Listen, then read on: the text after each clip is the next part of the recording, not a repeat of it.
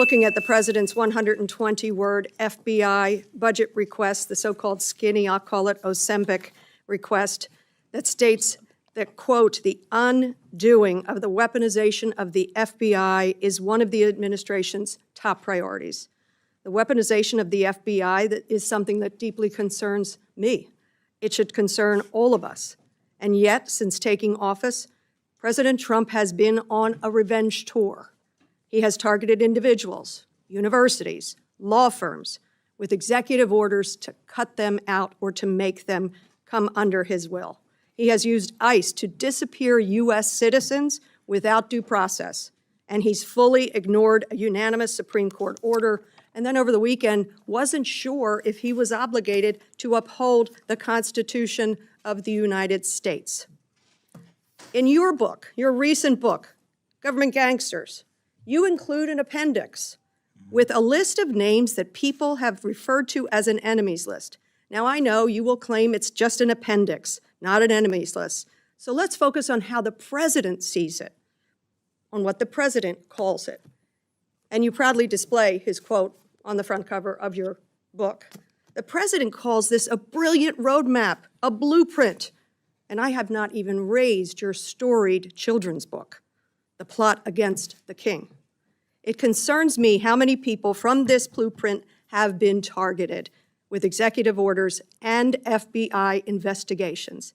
The FBI cannot be weaponized, and under your leadership, it has been nothing but a weapon alongside the president to go after the president's perceived opponents, to stifle dissent and free speech. A few weeks ago, as we saw through a social media post that you quickly deleted, the FBI arrested a judge in Wisconsin for correctly asking ICE officials if they had a judicial warrant instead of an administrative warrant, which they did not have. Despite this judge following the law, on the morning of April the 25th, the FBI arrested the judge in an escalation of the weaponization of the FBI under your leadership. Let me be clear. A functioning democracy does not lock up judges. I am gravely concerned about the utter lack of independence of the FBI and its weaponization under your leadership. I am concerned that the president is using this book, your book, as a blueprint, as he has said. It's a blueprint for revenge.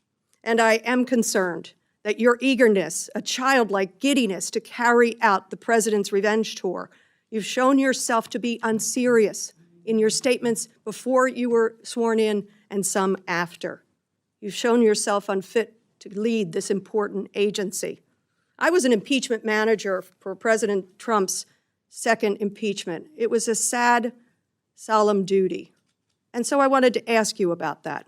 Mr. Patel, as you and the president continue to weaponize and investigate his perceived enemies, as you follow this blueprint, when can I, a former impeachment manager, expect the FBI at my door? Ma'am, you want to know who was targeted by a weaponized FBI? Me.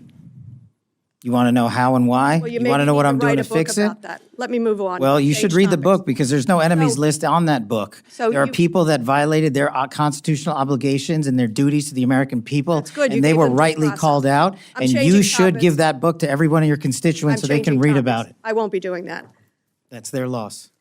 During your Senate confirmation hearings, you repeatedly denied having any involvement as a private citizen in the firing of FBI officials who engaged in the prosecution against January 6 insurrectionists, the violent rioters who beat and killed Capitol police officers, and whom you referred to as political prisoners.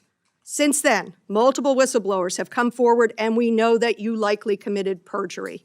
At the same hearing, you claimed you were not familiar with Stu Peters, an anti-Semitic Holocaust denier, despite the fact that you appeared on Mr. Peters' podcast 8 separate times. 8 times, and you claimed not to recall. Mr. Patel, my second question is, should we worry more about your memory or your veracity? We should worry more about your lack of candor. You're accusing me of committing perjury. Tell the American people how I broke the law and committed a felony. Have the audacity to actually put the facts forward instead of lying for political banter so you can have a 20-second donation hit. The answer is both. I believe that the The men and answer is women of you're the failing, not me. I reclaim my time. Go ahead.